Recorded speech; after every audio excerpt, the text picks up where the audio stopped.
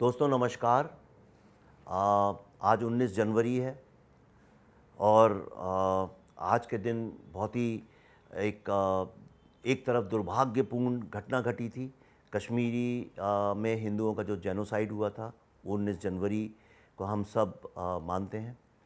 उसके अलावा ये बलिदान के अलावा जो एक चीज़ हुई कि वहाँ से जो एक कश्मीर का हेरिटेज था, कश्मीर का जो पूरा नॉलेज सिस्टम था, आज भारत की जितनी भी स्पिरिचुअलिटी की हम बात करते हैं, नॉलेज की करते हैं, योगा की करते हैं, आयुर्वेदा की करते हैं, वेदों की करते हैं और जितने भी लिटरेचर की करते हैं, एस्थेटिक्स की करते हैं, ग्रामर की करते हैं, ये सारी चीज़ों का रिसर्च शोध सारा कश्मीर में हुआ था। लेकिन ग्लोबल पॉलिटिक्स के टेररिज्म के कारण वहाँ पे जिन लोगों ने ये किया था, जिनकी वो धरोहर थी, जिनका वो हेरिटेज था, उन्हीं को वहाँ से निकाल दिया गया। और आप जानते हैं इसी विषय पे हमने फिल्म बनाई थी द कश्मीर फाइल्स, जिसने बहुत एक अवेयरनेस क्रिएट की। आज कश्मीर से आर्टिकल 370 हट चुका है। पॉलिटिकल सोल्यूशन एक ढूंढा गया है जो कुछ एक साल में आई एम प्रिटी श्योर, मुझे विश्वास है कि वो धीरे धीरे कामयाब भी होगा और अभी भी हो रहा है। मैं कश्मीर गया था, काफ़ी चेंजेस आ रहे हैं। लेकिन अब मुझे ऐसा लगता है कि हम बार बार सिर्फ उस जेनोसाइड को करके दुखी नहीं हो सकते हैं। अब अगर एक पॉलिटिकल सॉल्यूशन निकला है तो वक्त आया है कि एक सोशल और कल्चरल सॉल्यूशन भी निकलना चाहिए। अब हमको एक पॉजिटिवली फ्यूचर के बारे में सोचना चाहिए।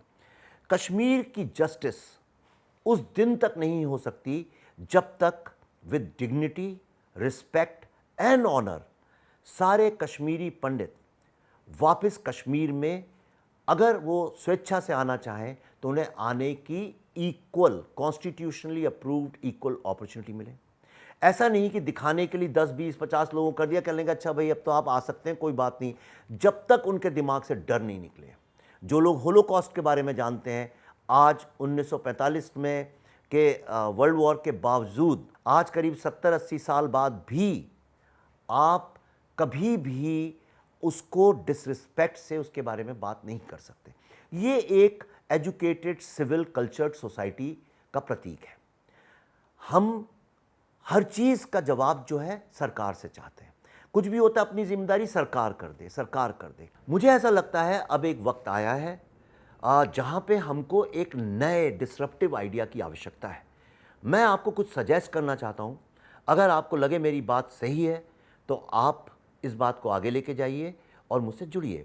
मेरा विचार ऐसा है कि अब हम हमेशा सरकारों के ऊपर जो जिम्मेदारी डालते हैं, कुछ जिम्मेदारी हमें उठानी चाहिए।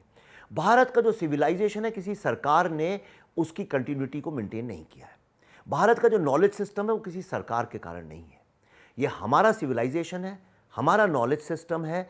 और कश्मीर में अब हमको एक सिविलाइजेशनल प्रोजेक्ट की तरह से, जिस तरह से राम जन्मभूमि एक सिविलाइजेशनल प्रोजेक्ट बना, उसी तरह से हर कश्मीरी पंडित, भारत का हर नागरिक जब चाहे कश्मीर में with dignity, respect and mutual cooperation के साथ जाके स्टैब्लिश हो सके, जब सारे कश्मीरी पंडितों और भारत के हर व्यक्ति के दिमाग से डर खत्म हो, वो स्थिति में सोसाइटी को लाके खड़ा करना और बिना किसी कॉन्फ्लिक्ट के सर्वसम्मति से इसकी एक सिविलाइजेशनल कोशिश अगर हम लोग करने का पहल उठाएं तो मुझे लगता है वो एक इतना बड़ा पुण्य का काम होगा, इतना बड़ा एक धार्मिक काम होगा और वो छोड़ के ये एक मानवता के लिए और भारत के लिए बहुत बड़ा काम होगा।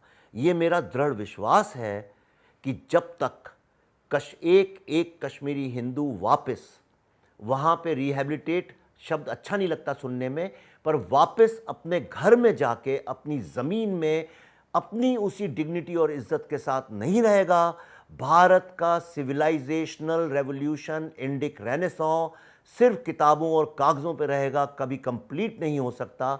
जिस तरह से मस्तिष्क के बिना इंसान सिर्फ एक शरीर है, बिना आत्मा के जीवन कुछ नहीं है, उसी तरह कश्मीर के बिना भारत का सिविलाइजेशन सिर्फ अधूरा है, सोललेस है। आप इस मुहिम में अगर जुड़ना चाहते हैं तो मेरे साथ जुड़िए। अगर आप चाहते हैं मैं आपको उन लोगों से जोड़ूं जो सिविलाइजेशनल काम कर रहे हैं, मैं आपकी मदद करूंगा। And please love and bless all those people who are trying to make this civilisational project a reality. धन्यवाद, नमस्कार।